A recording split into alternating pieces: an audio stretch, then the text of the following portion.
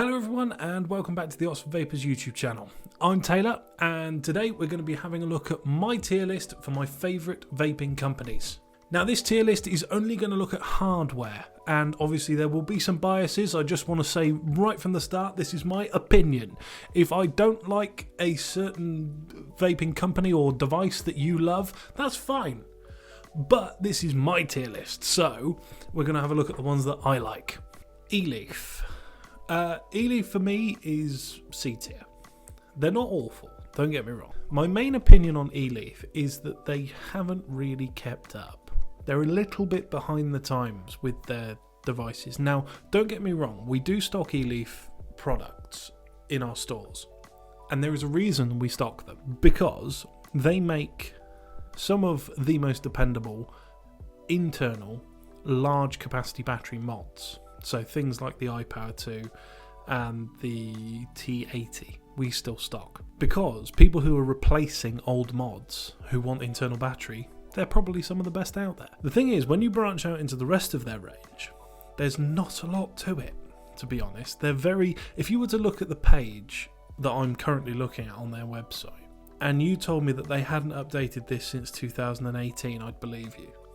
Because a lot of their devices, even their pod devices, like I think it's called the Law Light or the All Light, something like that. Their pod devices, they look like old pods. It's weird. There's a couple more. There's the Light 2, which is a newer version of that, which does sort of bring it more in line with things like the Vape from Vapours or the MVP from Inikin, things like that. It does look quite similar. But a lot of their other devices just look very old. Yeah, they just haven't stood the test of time, really. There's not to say that there's anything wrong with this necessarily. You know, that's why they're not in D. They're not completely behind, and I'm sure that a lot of this stuff that I'm now slagging off is actually very good. I can't say I've used most of them because we don't stock them in our stores, but the ones we do stock are great. I used to use an iPower 2 religiously before I found this thing that I've just been waxing lyrical about.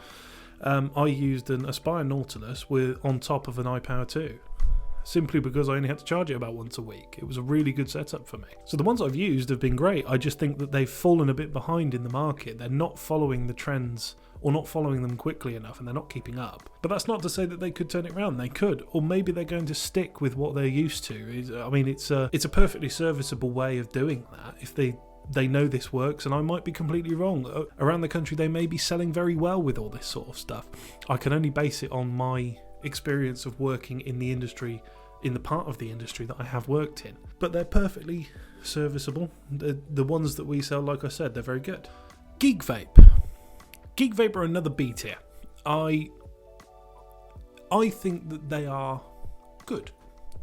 They're not amazing by any stretch in my opinion, but they're certainly not awful. When they released the original Aegis Legend, I remember that we were all very excited about it because we were crying out for something that was hard-wearing, because we get a lot of people who work in the trades, on building sites and places like that, where it is incredibly easy to break your vape.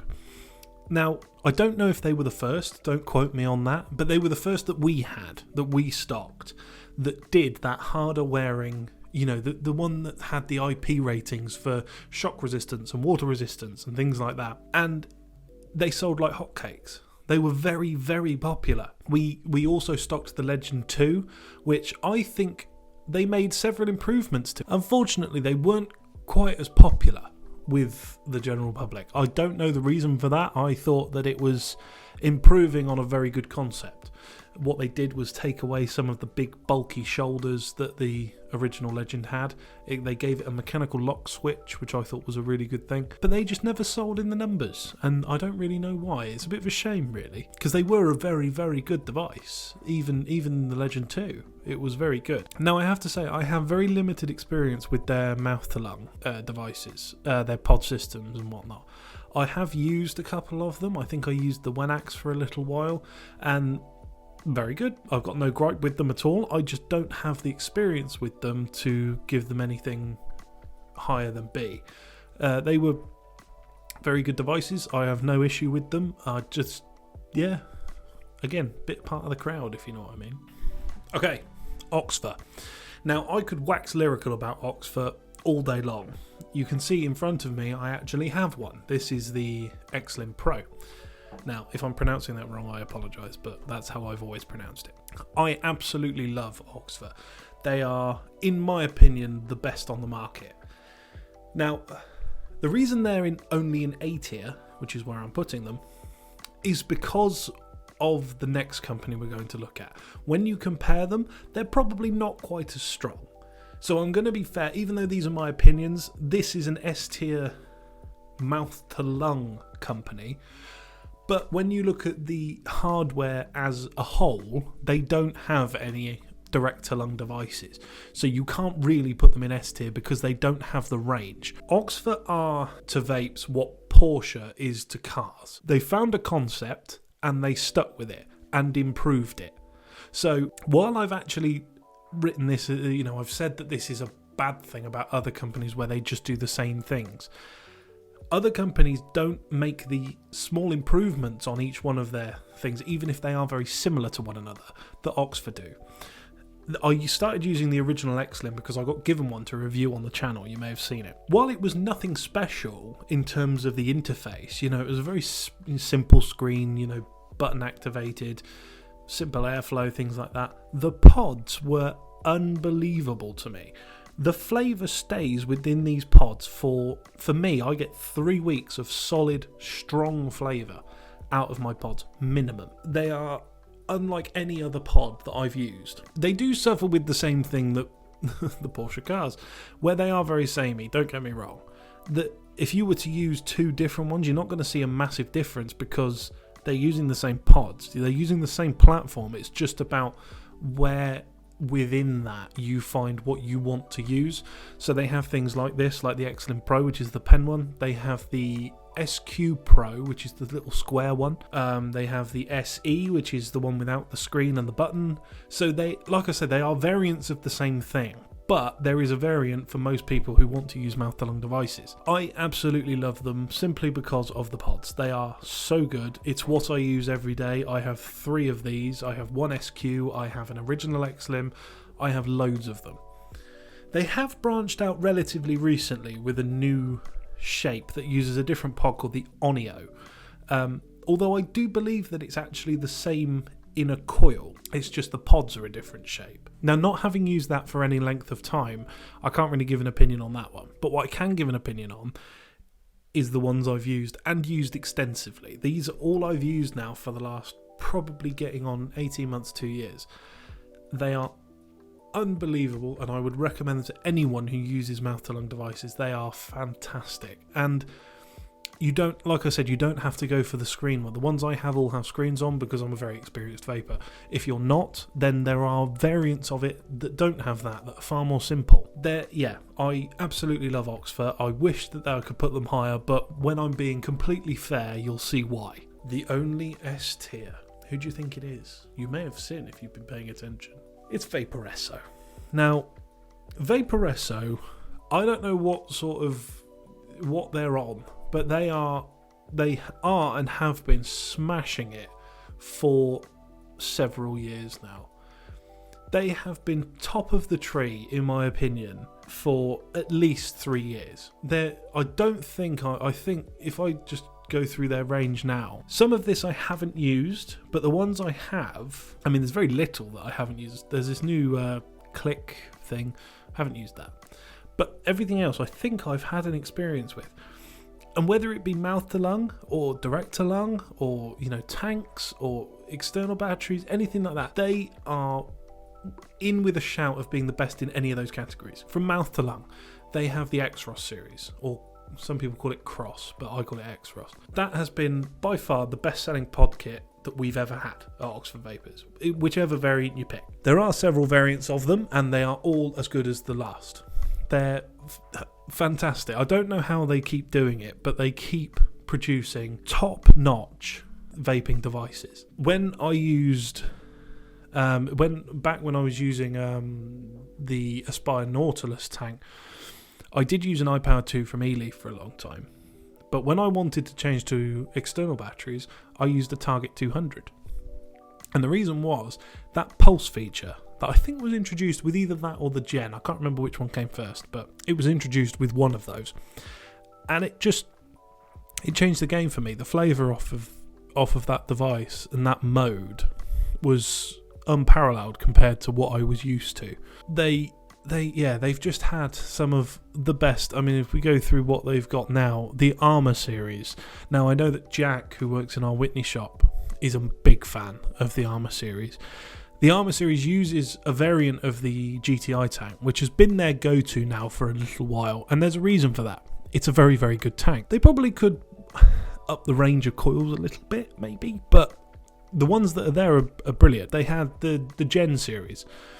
Then you had the Gen 200, you got the Gen 80, the smaller single battery one, you've got the Target series that I've just mentioned. They're all really good. I can't really knock them.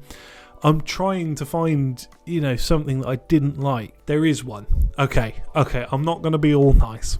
The GTX 1 was terrible. But out of 30 devices that they've probably released since the GTX 1, and that's the only. I'm going back 3 years until I can find a Vaporesso product that I didn't like. They're right up to date. They keep with the trends. They know what people want. The build quality is fantastic. Coils they produce are brilliant. The devices are hard wearing. We barely ever get Vaporesso products back, returned. The price points are about right. I mean, the Armour I think is a little bit expensive, but there's a reason for it. There's more to it. I can't really knock them. And as much as it pains me not to put Oxford at S, you can probably see now why I didn't. Because Vaporesso, across their entire range, you can't really find a fault. As much as I want to, there isn't one. And so they have to stand alone in S tier. So we have Vapours. Vapours I am going to put in A. At current time of recording, their choice of products is vast. And that tends to be the case with them at all times. They have been pretty much ever present in our stores at Oxford Vapours since as long as I can remember. They have been a rock solid company. Most of the stuff they put out is pretty good, to be honest, across the board, whether it be mouth to lung systems, intermediate systems, or even their big direct to lung stuff. Most of the time is very good. Now, at the time of recording, they have several series. The Argus series, which we do have in our shop. We have stocked the Argus Z and I believe the P1 online. At the moment, they have the G2, which is their adjustable one. It has the screen on it, a big long pen thing. They have the P1 and P2, which are the smaller, square, quite good looking actually. They're quite skeletal. You can see the inside of them and things like that. They're very nice. They have the Argus Pro and the Argus other things. Lots of Arguses, but they are very good. And the one that basically made them famous is the Drag series. Now, they have in recent times moved away from what we in the vaping world knew as the Vapours Drag. Now, if you remember the original one, the Drag 1, 2, 3 and 4, that's followed a very particular recipe in that it was magnetic door, dual battery, direct to lung mod, basically. Whether you got it as the mod or the kit, it was always very much geared towards direct to lung. In more recent times, they've moved away from that slightly. The Drag name is still synonymous with direct to lung devices, but they have really moved it towards an all-in-one. So things like the Drag S and the Drag X were the first ones to come. They were the internal and external versions of the same thing. And they've sort of gone from there. There's a couple of different ones now. You have, the X2, the S2, the H40, the E60, and the H80S. A lot of those are quite similar. That may be a little bit why they're not in S tier, is a lot of their stuff is very similar. But it's not really a bad thing. It's just, change it up a bit. Another big reason why I've put Vapours so high is their coils, especially the PMP coils. Now, we have very many, I think we have 8 variants of them in our shops, and they're pretty bulletproof. They're very good. They're very long lasting. They've got a massive range. So there are even mouth to lung variants of the PMP coils. So it's sort of an all encompassing range of coils. There's something for everyone in there. Right, Aspire. Now, I have a bit of a love-hate relationship with Aspire, but I am going to put them in B tier. Now, the reason I have a love-hate relationship of them is because once upon a time, when in the first couple of years I worked here, so about 4, 5, 6 years ago, Aspire were my favourite company. I had everything Aspire. Everything I used was made by Aspire. I absolutely loved their products. However, in more recent times, they seem to have been in a complete tailspin with some of the stuff they've released. Now, we've actually at Oxford Vapours dialed back on the amount of Aspire products we have because we had so many issues with them. We did stock the Gotek, the small pod, for quite a while, and that was fine. There was nothing actually wrong with that. We had the Rhea, the big dual battery director lung mod, supposed to be quite hard wearing, things like that. Perfectly serviceable. But when you compare it to what they were offering back in the day, they had some of the best pieces of hardware that were on the market. I still maintain to this day, if you've been a long time viewer, you'll have heard me say this before, that the Aspire Archon is the greatest vape ever made. Simply because it had an amazing chipset, it was very hard wearing, and even if it did break, it was so easy to repair. You could easily slide it apart and, resolder anything that needed resoldering. The inside, mine got absolutely battered and it took a beating before I had to get rid of it. It was amazing. Not flashy, not at all. It wasn't the best looking vape in the world. I actually quite liked how it looked. But for these people who want, big colour screens and all this touch screen and all this nonsense, it's not the best. But for actual vaping experience, I still maintain it was the best ever. This is where my gripe comes with current day Aspire. Now, I'll have to be honest, I haven't kept up very well with what they've released. I'm currently looking at their website, and there is about 30 different series of vapes that they have. But from my experience of what we've had in our shops, they're just nowhere near where they used to be. Aspire used to stand alone, in my opinion, as the best vaping company, and they just don't anymore. They're just part of the crowd now, and it's not. I have a really hard time sort of putting them any lower because I had such a love of their products. I was a complete fanboy. If you ever saw me in one of our shops, I would have probably been wearing an Aspire hat. I loved them, but now they're just another vape. It's just they're not as special as they used to be, if you know what I mean. But like I said, the stuff they make now is not bad by any means. That's why they're at B tier. They're not any lower. They're just not as innovative and different and amazing as they used to be. B tier. So, Inikin. Now, Inikin, I might be accused of fence sitting here, but I'm going to put them in B. Inikin used to be the absolute pinnacle of mouth-to-lung vaping. They were, in our shops, the most popular by far. Things like the T18, the T22, things like that, they sold like hotcakes. Yeah, probably more than anything else. I myself used one of their RDAs for a long time. The name of it, I can't remember what the name was, but Aries, that was what it was called. The Aries 2, that was fantastic. Funnily enough, the device I quit smoking with was an Inikin T22 back in the day. Yeah, they're still up there. They're probably not the Goliath that they once were, but they still make very, very good devices. Don't get me wrong, they're still very much geared towards mouth to lung, in my opinion. They did branch into the disposable market, I believe, for a little while, which may have detracted from them making as many new devices as they once did. But things like the Zenith, the Scepter, these are all things that the Clips as well, these are all things that we've stocked and have sold well. The Clips was kind of the black sheep of that family, I suppose, because the one thing we had with Inikin was they were pretty bulletproof. You never really had much of an issue with them. If there was such a thing, then normally it was, don't tell anyone, but normally it was customer error. The clips, however, was a little bit temperamental, and now I understand why, because it was so cheap. It was clearly made cheaply, and there's definitely a market for that. Now, that's not a knock against Inikin as such, because they hit the market they were trying to hit with it. They tried to make a cheap vape for people who didn't want to spend a lot of money on a vape, and that's what the clips achieved. The only issue was, because they weren't the hardest wearing thing in the world, because they were made cheaply, we did have quite a lot of them back, and it got to the point where we had to actually drop them from our stores because we were getting too many back and it was annoying too many of our customers. We, as the staff, never had an issue with them because we understood what we were buying. We understood that it was a cheap vape that was not going to be, you know, cheap and cheerful, as old people like to say. However, a lot of people didn't think like that.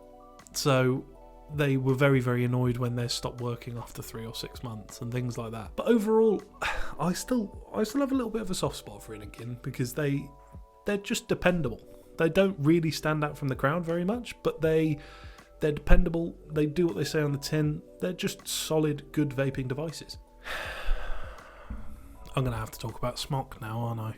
Again, these are my opinions. Don't get offended. But I hate Smok. Smok are very good at what they do in terms of making their vapes look very flashy. They look great, don't get me wrong. They are awful to use. The build quality on them, from the experience that I've had working in the vaping industry for the last 8 years, the build quality and longevity of anything made by Smok is abysmal. There is no real excuse for it.